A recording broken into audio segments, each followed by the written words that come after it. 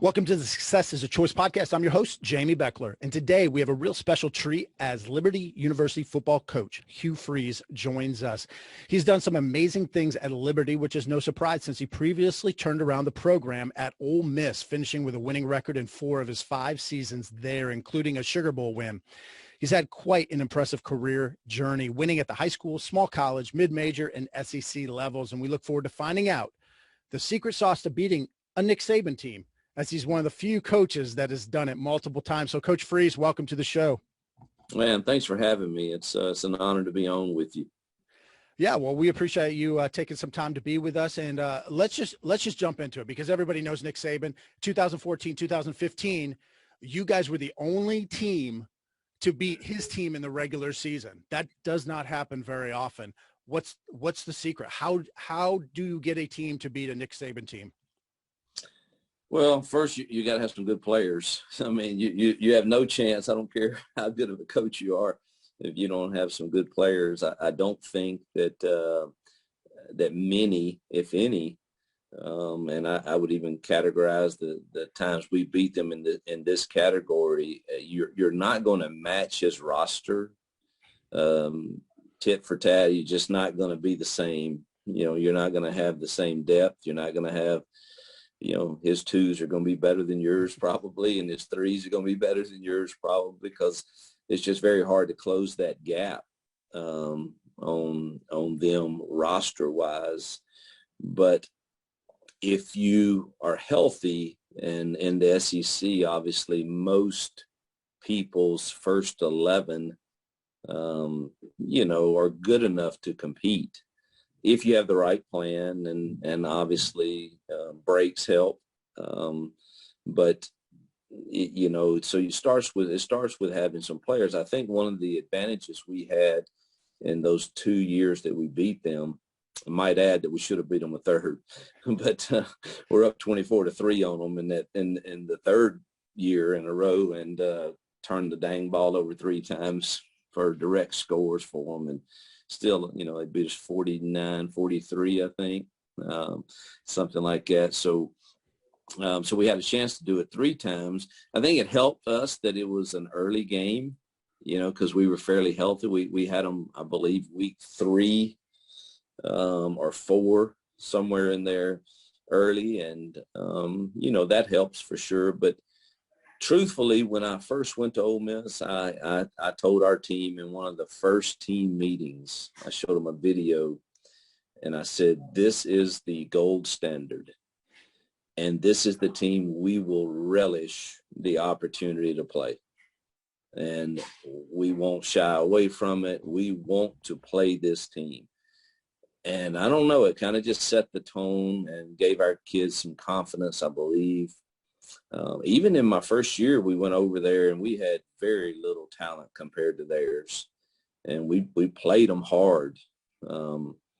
It was a fairly close game. And I think our kids just grew in confidence with that. And then, of course, I think us bringing the RPO game to the SEC, it was new when we brought it, I believe.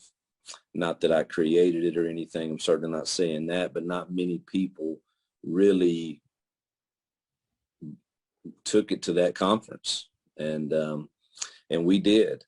And I think it gave him problems combined with some tempo. And so I think it's a combination of, good players, good system, and then the confidence that you have to instill in your kids that we can go win this game. So your kids definitely have that mentality going into the game. Yeah, there's no question. They, I knew in year 1 when we played them tough. Year 2, played them okay, I believe. I don't have a great memory of that. It wasn't some blowouts that the year before I got there. I mean, they got beat like 60-something-3. Man, when I watched that tape, it was, oh my gosh, my stomach got sick. And we never had any of those. But then in year 3, after we had 2 recruiting classes, I just I don't know. I even said in the locker room, and I'd never done this before. in pregame that I told them that we will win this game and the goalposts will get torn down. And I said all of that in the pregame, and dang if it didn't happen. And then the next year over in Tuscaloosa, I thought we were the better team. And so I approached it that way. And I think we proved we were. So you're now at Liberty, and you've had success everywhere you've been, high school level, small college level, mid-major level, SEC. You're at Liberty. You've gone 8-5 and 10-1 in your 2 seasons. But just because you've had success doesn't mean that automatically translates into your next job. You don't just walk in there and get an advantage or a head start. What does it take for a coach at any level to build a program and have a successful program like you've had along the way? It doesn't just happen automatically. What are those things that go into building a great winning culture? Yeah, I think, obviously, I think everybody has different gifts, and coaches are no different. And some are incredible at building, some are incredible at sustaining, some are, it's just kind of, I think I'm a really good builder. How good of a sustainer I am, I don't know. I've never been anywhere longer than 5 years at Ole Miss, other than high school. But I saw I don't know if it was a tweet or something that our recruiting people brought to me that wanted, but we've won 10 games at 4 different universities, and they've happened quick. In Arkansas State, it was my first year as head coach. Lambuth, it was my second year as head coach. And Ole Miss, it happened in year 3 or 4. And then here it happened in year 2. I don't know of many staffs that can say that. And so there's certainly is something to what we're doing that is working, because you're not, in the times that we've done that, you haven't just revamped all 85 players. I mean, and every place I've gone to had not had success in the previous years. And I really think it points to chemistry and culture and confidence, those 3 C's. How are you able to develop that culture, and then it breeds chemistry, which breeds confidence. I believe in that, and I have a plan that I've used every single place. I teach a class to our team every Sunday or Monday. It depends on what school. Some Sunday was our day off, like here, so it's not Sunday, it's Monday mornings. But others, Monday was a day off, and I would teach it on Sunday, and it's all based on culture. And I think you have to have a staff that speaks the same exact language. If you don't, it really doesn't work. But when these kids, and I do my exit interviews, and you have a new player that transferred from XYZ, and you ask them, tell me what's the difference? And a lot of them will say, man, y'all are on the same page. It's the same voice. It's the same message. It's the same, because I teach that same class with our staff. And then when you get a few of your top players to have that same voice in the locker room, then you're on to something. I don't know that you ever get 100% buy-in in anything, in business and teams. I think that's an unrealistic expectation probably. But boy, if you can get toward that 75 to 80% buy-in, the other 15, 20, 25% really become insignificant as far as their voice. I don't mean they're insignificant as people, but their voice just becomes, you know what, and they'll get quiet because they know the rest of the team is really bought in and will say, that's not how we do it. And, I want us to be a culture that is that's just obsessed with good habits. And I think my transparency helps with our kids, because I tell them when I'm teaching those classes, let me tell you when coach got it right. Let me tell you when he got it wrong. And let me tell you what he learned from it. And I don't want you to walk through that. And so I'm very transparent with them. And I think that breeds a level of trust and confidence. Well, you mentioned you've won, 10 plus games at essentially everywhere you've been at, 4 colleges, and I assume at in Yeah, high school. multiple times at high school. Yes. Yeah. How have you grown though? How have you grown, developed, improved as a coach through the years? And I imagine that you probably feel like you're a better coach today than you were even back in the SEC when you were beating Nick Saban. You're a better coach today. What does that look like? How have you improved through the years? Yeah, there's no doubt. I'm not as I'm more patient now as a person, and that is translated into how I manage games also. And when you're raised as an offensive coordinator, and that's kind of how you come up, man, all you're thinking about is score. How fast can we score? And it worked for me. And then when you get in the head coach's seat, it's a difficult transition to get out of that. And it still did work for most of the years. But had I managed games with the patience I do now, that 5th year at Ole Miss, we'd have beat Alabama, I believe, again. We'd have beat Florida State, I believe, because we were scoring points, but our defense was having to play. And somewhere in that tenure at Ole Miss, we weren't able to recruit the same level of defensive players. We had a big cloud over with the NCAA that was there all 5 years, and that was a difficult. I could still recruit offensive players probably because that's what I was, but we had a hard time continuing to build. And had I do like I do now, my goal now is to get our defense 60 plays a game, and not the 85 that they're getting when we're trying to get 100 on the offensive side. So now I don't get caught up in we still have tempo, but it's a managed tempo. And I just think probably the one thing as a person and as a and as a play caller and the manager of the game is patience probably would be the most growth that I've had. If you are a coach or an athletic director, there's no question that you care about your student athletes and their development. The Leadership Playbook is a program that can help your athletes become better teammates and more positive leaders, just 2 minutes at a time. There are hundreds of short video lessons that can be viewed by your athletes on their phones or tablets. To find out more about how you can build a stronger culture, please visit theleadershipplaybook.com. In fact, you are going to get $100 off the price just for being a listener. If you're listening to this episode, use coupon code SUCCESS at checkout and save yourself $100.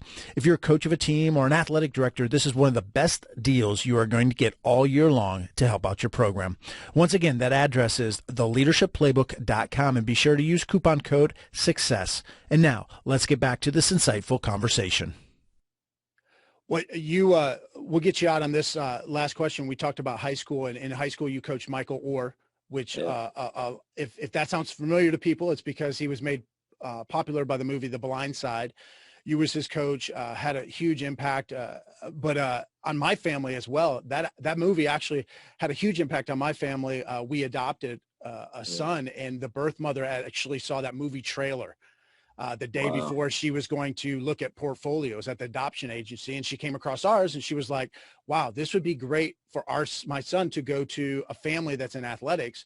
But it was also the first time that she thought that it would be okay for her son to go to a white family. Yeah. And it's been amazing for us, all because of a movie trailer that you had a part of. How has that situation with Michael Oher and that time, I know it was years ago, but how did that impact your coaching and how you worked with players and dealt with people? Well, boy, this is a kind of a long story that we could go into, but I witnessed my father was a high school coach, and all I ever knew was what I saw him do and the impact he had on people. And it didn't matter if they were black, white, yellow, green, purple.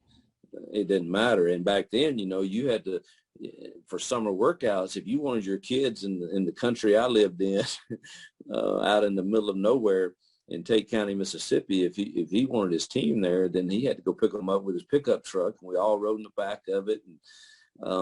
And that's really what I witnessed. And so for me, I really have never seen color as something that a man should be judged on either way. I remember the first day I met Michael, I didn't care. I mean, I'll be very honest. I didn't care if he was black or white, but I liked the way I saw him jump and move and how big he was, and man, he stayed with Jill and I and the girls for much of his 10th grade year. And Jill helped tutor him in math, and then obviously the Tuohys came in and adopted him. We didn't have any kind of resources back then to do anything like that, but that's I stay in touch with Michael. He's actually coming here to speak for us at our Big Boys and Girls Club fundraiser this summer, and can't wait to see him. I know he's doing good work and giving back to people in need. So we're passing it forward. We're moving, and Jill and I our hearts always, once we did get to a point where we had resources to help support things, we started the Freeze Foundation first, and now we've rolled that into partnership with Chris and Lauren Tomlin, and the Angel Armies and man, it's just been incredible what's happened with that organization, with foster care, adoption, and orphan care. And we're blessed to be a big part of that. So it continues to be a part of our family to try to help the less fortunate children. Well, we appreciate your time, Coach, and we will put those, your Freeze Foundation in the show notes, as well as social media. The Freeze Foundation doesn't exist, and we rolled it into the Tom.